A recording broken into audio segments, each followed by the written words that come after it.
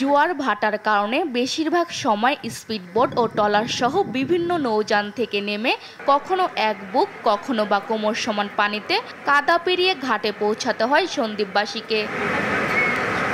স্বাধীনতার ৫৪ বছর পর এ দুর্ভোগ আর ঝুঁকি কমাতে সোমবার সকাল 8:30টায় চট্টগ্রামের সীতাকুণ্ড উপজেলার বাঁশবাড়িয়া ঘাটে চট্টগ্রাম সন্দ্বীপ রুটে ফেরি সেবার উদ্বোধন করেন নৌ পরিবহন উপদেষ্টা।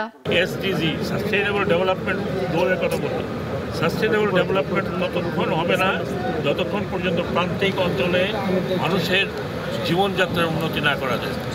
সেটা আমি চেষ্টা করছি। এ সময় ছিলেন আরও 5 উপদেষ্টা।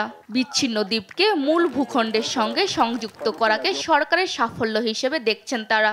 এটা কিন্তু খুব কঠিন সহজ কাজ না কিন্তু, এবং এই কারণেই কিন্তু এতদিন হয় নাই।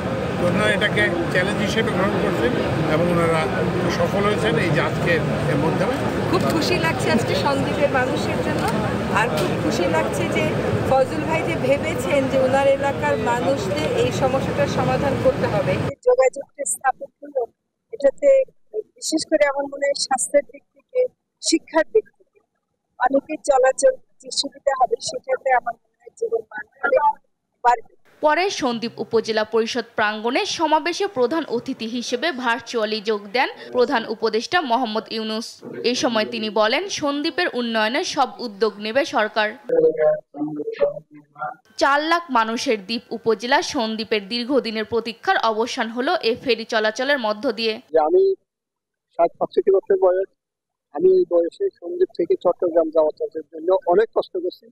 ফেরি হওয়াতে তো আমি অত্যন্ত খুশি। ফেরিটা হবে এখন খুব ভালো লাগছে, যাতায়াত মাল টাল এগুলো যাচ্ছে খুব সুবিধা হবে। স্বপ্নেও ভাবি নাই যে সন্দ্বীপের মুখ হয়ে আমরা এই গাড়ি নিয়ে সন্দ্বীপ যাব কখনো। শুকনো মানে মাটি কাদা পানি না দিয়ে ফেরিতে একবারে ছোট বড় মিলিয়ে ৩৫টির মতো যানবাহন পরিবহনের পাশাপাশি ৬০০ জন মানুষ চলাচল করতে পারবে। এছাড়া চলাচলের জন্য ফি নির্ধারণ করা হয়েছে। ফেরি চলাচল শুরু হয় সন্দ্বীপের জীবনযাত্রার মান ও ব্যবসা বাণিজ্যে গতি আসবে। নিউজ ডেস্ক, দেশ টিভি।